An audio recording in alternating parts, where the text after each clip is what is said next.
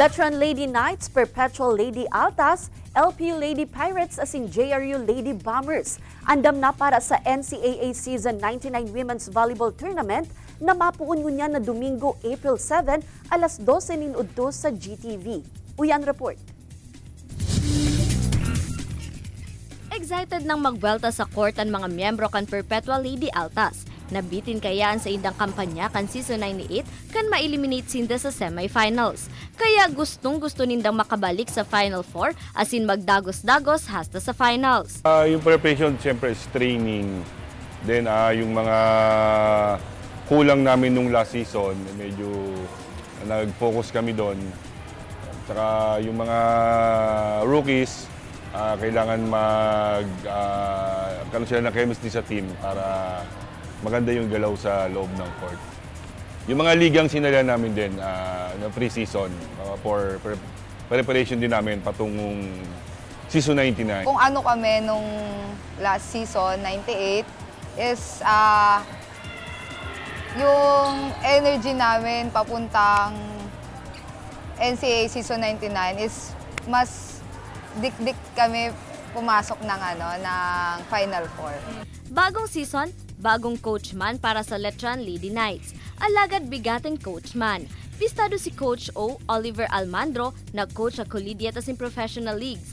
Alagad dakulan da nakakaaram na player siya kan Letron men's volleyball team kan dekada 90. During those time kasi na panahon namin, hard work ang puhunan talaga. No extrinsic motivation. All hard work like us. Talagang we work our way up. So we want our players not to be extrinsically motivated. We want them to make their own hugot ba?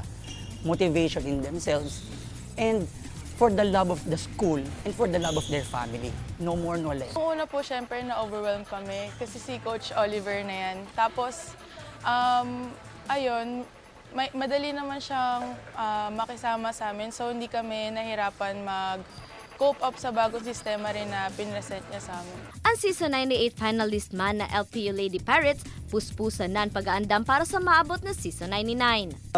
Maganda yung naging off-season namin, yung preparation namin for this incoming NCAA. Kasi marami kaming leagues na nasalihan, maraming mga competition na dumating. Kaya yung mga bata, yung chemistry na unti-unting nabubuo. Actually, mas marami nga po yung bagong recruits sa mga sa before. And nakakatuwa po kasi naka-adapt agad sila sa system ni coach.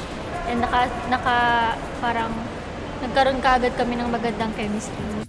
Chemistry man ang pigtatrabaho kan JRU Lady Bombers palaog sa Season 99. Alagad makukaasubot ninda ini sa paagi kan pagtsatsaga.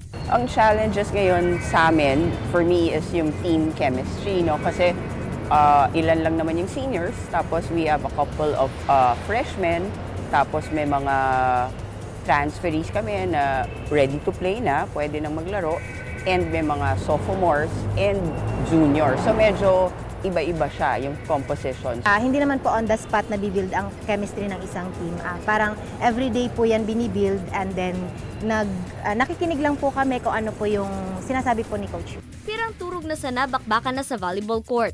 Ang tabayanan ng NCAA Season 99 Indoor Volleyball Tournament sa Domingo, April 7 live sa GTV alas 12 ninudto. Ini si Don Jimenez, Balitang Bicolandia.